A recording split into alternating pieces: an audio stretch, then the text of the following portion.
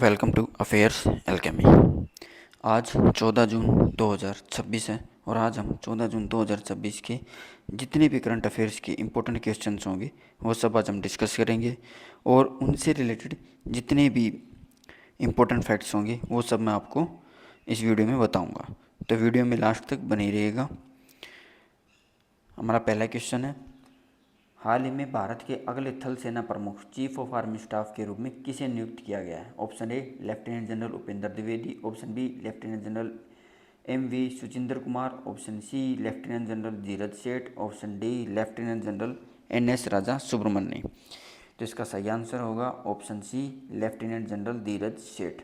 तो lieutenant general Dheeraj सेठ को भारत का जो अगला थल सेना प्रमुख है वो नियुक्त किया गया है। वे भारतीय सेना में विभिन्न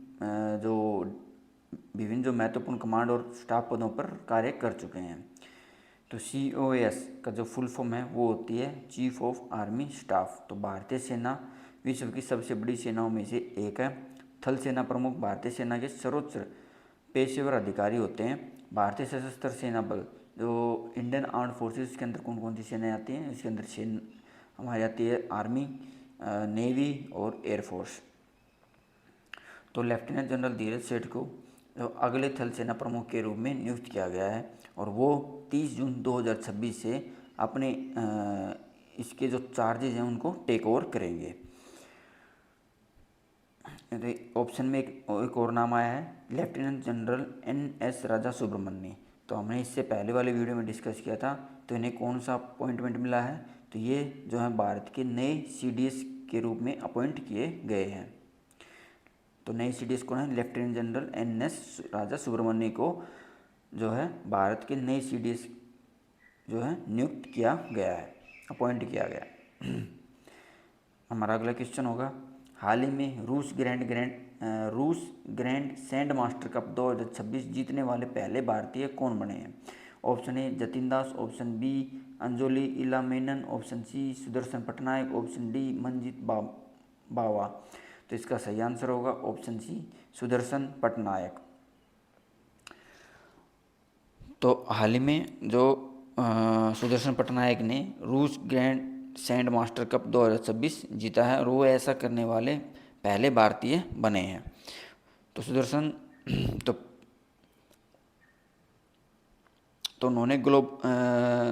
उन्होंने क्या है कि ग्लोबल वार्मिंग विषय पर बनाई रेत की कलाकृति के लिए सम्मानित किया गया है।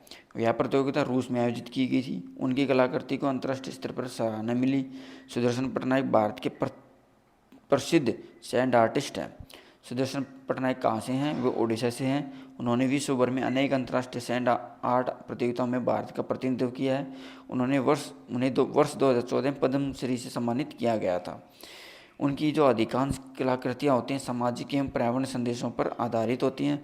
उड़ीसा का पूरी जो समुद्र तट है उनकी सैंड आर्ट के लिए प्रसिद्ध है। तो रूस ग्रैंड सैंड मास्टर कप 2026 किसने जीता? सुदर्शन पटनायक ने। हमारा अगला क्वेश्चन है, हाल ही में दिनेश त्रिवेदी ने किस देश में भारत के नए उच्चायुक्त के रूप में कार्यभार संभाला? Option A Nepal, option B Sri Lanka, option C Bangladesh, option D Bhutan. तो इसका सही आंसर होगा ऑप्शन सी बांग्लादेश। तो दिनेश त्रिवेदी ने 12 जून 2026 को ढाका में भारत के नए उच्चायुक्त के रूप में कार्यभार ग्रहण किया है। वे बांग्लादेश में भारत के राजनयिक मिशन का नेतृत्व करेंगे। दोनों देशों के बीच व्यापार, संपर्क, ऊर्जा और सुरक्षा सहयोग लगातार बढ़ रहा है। तो उच्चायुक्त राष्ट्रमंडल जो देश होते हैं, तो कॉमनवेल्थ जो देश होते हैं, कंट्रीज होते हैं, उनके बीच राजनयिक प्रतिनिधि के रूप में कार्य करते हैं। तो बांग्लादेश की राजधानी क्या है? बांग्लादेश की राजधानी है ढाका और भारत बांग्लादेश से लगभग 4096 किलोमीटर लंबी जो सीमा है वो साझा करते हैं। भारत का सबसे लंबा अंतर्राष्ट्रीय सीमा संबंध किस देश के साथ है? वह बांग्लादेश के साथ ही है।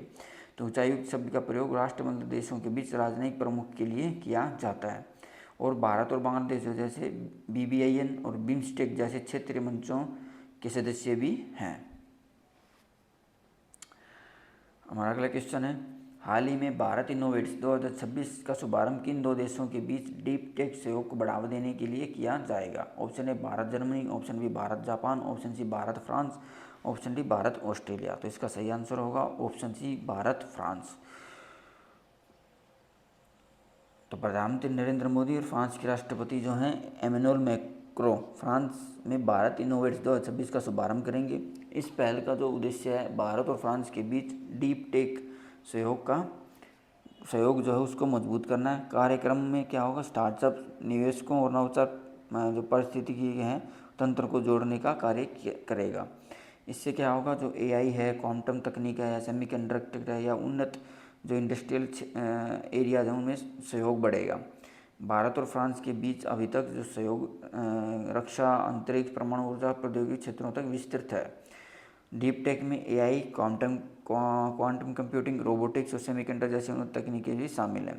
तो फ्रांस की राजधानी क्या है? फ्रांस की राजधानी है पेरिस और वहाँ के वर्तमान में राष्ट्रपति कौन है? Emmanuel Macron. हमारा अगला क्वेश्चन है, हाल ही में डीआरडीओ ने किस मध्यम दूरी की नौसैनिक एंटीशिप मिसाइल का सफल परीक्षण किया है? Option A BrahMos, option B Agni 5, option C NASMMR, option D Akash NG। तो इसका सही आंसर होगा ऑप्शन सी NASMMR। तो डीआरडीओ ने हाल ही में, ये तो एक है जो नौसैनिक एंटीशिप मिसाइल का सफल परीक्षण हुआ जिसमें कि NASMMR है, लेकिन डीआरडीओ ने हाल में 3 महत्वपूर्ण मिसाइलों का परीक्षण सफलतापूर्वक किया है। इनमें से एक थी naval antiship missile medium range. तो यह मिसाइल जो दुश्मन की युद्धपोतों और समुद्री लक्ष्यों को निशाना बनाने के लिए विकसित की गई है। परीक्षण ने भारत की समुद्री जो रक्षा क्षमता है उसको मजबूत किया है। इसके साथ ही BMD जो होता है बैलिस्टिक मिसाइल डिफेंस इंटरसेप्टर मिसाइलों का भी सफल परीक्षण किया है। डीआरडीओ की फुल फॉर्म क्या है? Defence research and development organisation है। और डीआरडीओ की स्थापना कब हुई? इसकी स्थापना हुई 1958 में। और BMD जो है क्या है? BMD बैलिस्टिक मिसाइलों को हवा में ही नष्ट करने के लिए विकसित की जाती है। जो मिसाइलें होंगी उनको हवा में जो मिसाइल दूसरी मिसाइलों को हवा में ही नष्ट कर दे उसको BMD कहा जाएगा, बैलिस्टिक मिसाइल डिफेंस। भारत क्या दुनिया के उन चुनिंदा देशों में शामिल है जिनके पास उन्नत मिसाइल रक्षा प्रणाली है। हमारा अगला क्वेश्चन है, हाल ही में चर्चा में रहा वारिया क्या है? ऑप्शन ए एक डिजिटल भुगतान प्लेटफॉर्म, ऑप्शन बी एक AI video generation model, option C एक साइबर सुरक्षा पोर्टल, ऑप्शन डी एक गवर्नेंस ऐप। तो इसका सही आंसर होगा ऑप्शन बी एक AI वीडियो जनरेशन मॉडल। तो वारिया जो है भारत का एक स्वदेशी AI वीडियो जनरेशन मॉडल है। इससे क्या होगा कि ये क्या है कि इंडिया ए मिशन जो लॉन्च हुआ था उसके समर्थन से विकसित किया गया है। यह कम लागत पर उच्च गुणवत्ता वाले वीडियो बनाने में सक्षम है। वारिया कंटेंट क्रिएशन को तेज, सस्ता और आधुनिक सुलभ बनाने का लक्ष्य रखता है। इंडिया AI मिशन का उद्देश्य भारत में AI को बढ़ावा देना है और AI वीडियो मॉडल टेक्स्ट या निर्देशों से वीडियो तैयार कर सकते हैं। इसमें क्या है कि जो वारिया जो है स्वदेशी और AI पारिस्थितिकी तंत्र को मजबूत करने में सहायक होगा। भारत का जो AI मिशन लर्निंग और जनरेटिव AI क्षेत्र में आगे बढ़ रहा है। इसमें क्या होता है, ये जो वीडियो है इंडियन AI वीडियो टूल जो है ये ₹1 से भी कम पर सेकंड के हिसाब से चार्ज करेगा। जहाँ अभी आप ChatGPT से लगा लो, मेटा AI है या और भी जो हैं वो अभी वीडियो जो बनाते हैं तो उसके लिए हाई चार्जेज हैं उनके AI वीडियोज़, लेकिन ये उससे कम में जो है वीडियो जनरेशन करेगा। और जो वीडियो जनरेशन या तो आप इसको टेक्स्ट दोगे या फिर कोई भी आप जैसा आप इसको टेक्स्ट दोगे या फिर जैसे भी आप इसको इंस्ट्रक्शंस दोगे वैसा ही आपको वीडियो जनरेट करेगा। तो वारिया क्या है? वारिया एक AI वीडियो जनरेशन मॉडल है। हमारा अगला क्वेश्चन है, हाल ही में किस राज्य की कैबिनेट ने 64 स्थानों के नामों में परिवर्तन को मंजूरी दी है ताकि स्थानीय भाषाई एवं सांस्कृतिक पहचान को संरक्षित किया जा सके? Option A Paschim Bengal, option B Orissa, option C Assam, option D Jharkhand. तो इसका सही आंसर होगा ऑप्शन बी उड़ीसा। तो उड़ीसा कैबिनेट ने जो है 26 जिलों में स्थित 64 स्थानों के नामों को उनके मूल स्वरूप में बहाल करने को मंजूरी दी है। इसका उद्देश्य औपनिवेशिक काल जो कॉलोनियल जो रूल था, एरा था, उसमें जो गलत परिवर्तन को सुधारना है। उसमें जो ओरिजिनल नेम को बदलकर कुछ और कर दिया गया था उसको फिर से सुधारा जाएगा। यह पहल जो ओडियाई पहचान और भाषाई विरासत को संरक्षण के लिए की गई है। संशोधित जो नाम होंगे स्थानीय उच्चारण और पारंपरिक स्वरूप के अनुरूप होंगे। इससे आधिकारिक अभिलेखों को भी स्थानीय संस्कृति के अनुरूप बनाया जाएगा। उड़ीसा भाषा जो भारत की शास्त्रीय भाषाओं में शामिल किया गया है। 1 अप्रैल को उड़ीसा दिवस मनाया जाता है। उड़ीसा का गठन कब हुआ था? 1 अप्रैल 1936 को भाषाई आधार पर हुआ था। ये क्यों? उड़ीसा भी एक और चीज़ के जगन्नाथपुरी जो टेम्पल है वो भी उड़ीसा में ही स्थित है, उड़ीसा के पुरी में।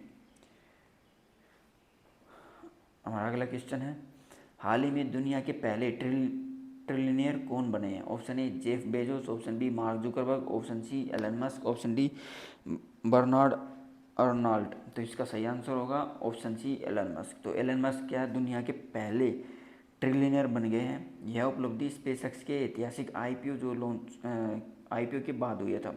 इनिशियल आईपीओ की फुल फॉर्म है इनिशियल पब्लिक ऑफरिंग। तो आईपीओ के बाद स्पेसएक्स का जो मूल्यांकन जो लगभग $2 ट्रिलियन तक पहुंच गया। कंपनी ने आईपीओ के माध्यम से लगभग $75 बिलियन जुटाए। स्पेसएक्स क्या है कि अंतरिक्ष प्रौद्योगिकी, उपग्रह, इंटरनेट, अंतरिक्ष अन्वेषण के क्षेत्र में अग्रणी कंपनियों में से एक है। एलन मस्क स्पेसएक्स और टेस्ला के प्रमुख सीईओ हैं। स्पेसएक्स की स्थापना कब हुई? वो 2002 में हुई थी। स्पेसएक्स का मुख्यालय कहाँ? टेक्सास, अमेरिका में है। कंपनी का स्टारलिंक प्रोजेक्ट वैश्विक सैटेलाइट इंटरनेट सेवा प्रदान करता है। और इसी एक और चीज़ के लिए भी फेमस थी। स्पेसएक्स जो है पुनः प्रयोग मतलब रीयूजेबल रॉकेट तकनीकी के लिए भी ये प्रसिद्ध है। तो दुनिया के पहले ट्रिलियनियर कौन बने हैं? Elon Musk. हमारा अगला क्वेश्चन है, हाल ही में अंतर्राष्ट्रीय क्रिकेट से संन्यास लेने वाले खिलाड़ी केन विलियमसन किस देश से संबंधित है? Option A Australia, option B England, option C New Zealand, option D दक्षिण अफ्रीका। तो इसका सही आंसर होगा ऑप्शन सी न्यूजीलैंड। तो केन विलियमसन ने 16 वर्ष लंबे अंतर्राष्ट्रीय क्रिकेट करियर के बाद संन्यास की घोषणा की है। वे न्यूजीलैंड के सबसे सफल बल्लेबाजों और कप्तानों में गिने जाते हैं। उनकी कप्तानी में न्यूजीलैंड ने आईसीसी वर्ल्ड टेस्ट चैंपियनशिप 2021 का खिताब जीता था। वे अपनी शांत नेतृत्व शैली और निरंतर प्रदर्शन के लिए विश्व भर में प्रसिद्ध रहे हैं। उनका जन्म कब हुआ था? 8 अगस्त 1990 को उनका जन्म हुआ था। उन्होंने विश्व क्रिकेट के फैब 4 बल्लेबाजों में शामिल किया जाता है। फैब 4 में कौन कौन है? विराट कोहली, स्टीव स्मिथ, जो रूट और केन विलियमसन शामिल हैं। न्यूजीलैंड क्रिकेट टीम का उपनाम ब्लैक कैप्स है। विलियमसन न्यूजीलैंड के सर्वाधिक रन बनाने वाले खिलाड़ियों में भी शामिल हैं। तो हाल ही में केन विलियमसन ने अंतर्राष्ट्रीय क्रिकेट से संन्यास की घोषणा की है। हमारा अगला क्वेश्चन है, वर्ष 2025 में विश्व स्तर पर सबसे अधिक डाउनलोड किया जाने वाला डिजिटल वॉलेट ऐप कौन सा है? तो option A Google Pay, option B Paytm, option C PhonePe, option D Amazon Pay. तो इसका सही आंसर होगा ऑप्शन सी फोन पे। तो वर्ष 2025 में भारत दुनिया का सबसे बड़ा डिजिटल वॉलेट बाजार बनकर उभरा।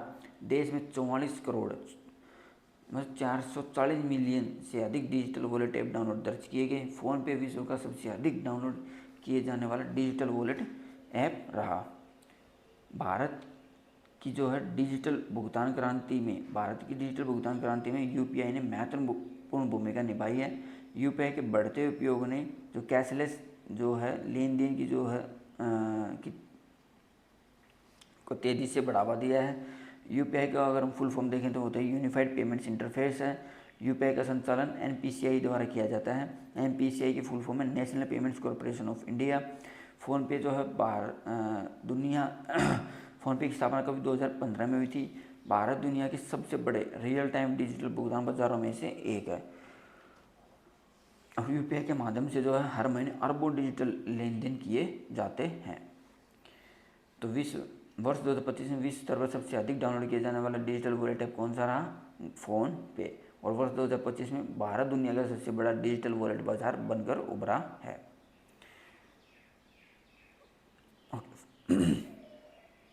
ओके फ्रेंड्स, आज के लिए इतना ही।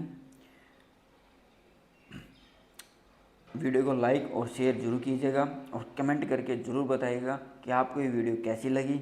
और आगे ऐसे ही करंट अफेयर्स पे इम्पोर्टेंट क्वेश्चंस के लिए मेरी वीडियो को मेरे चैनल को सब्सक्राइब कीजिएगा। Thank you. जय हिंद, जय भारत।